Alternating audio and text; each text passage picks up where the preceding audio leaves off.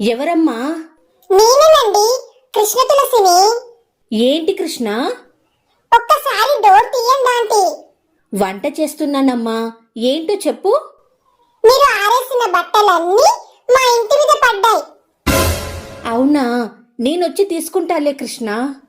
నేనే తీసుకొచ్చాను ఆంటీ. సరే తల్లి, అక్కడ పెట్టు, నేను తర్వాత తీసుకుంటాను. మీరు ఒక్కసారి డోర్ తీయండి ఆంటీ, మిమ్మల్ని ఒకటి అడగాలి. సరే సరే, వస్తున్నా. రా కృష్ణ. తీచారా? ఇగో చూడండి ఆంటీ, నేను ఆకుంటుంటే మీ బట్టలన్నీ కింద పడుతున్నాయి. సారీ కృష్ణ. అసలు మీరు ఎందుకు ఆంటీ బట్టలకు క్లిప్స్ పెట్టడం లేదు?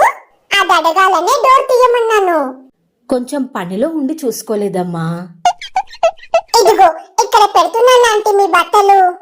ఇంకా కొన్ని బట్టలు ఆరేశారు, వాటికైనా క్లిప్స్ పెట్టండి. సరే తల్లి. హా?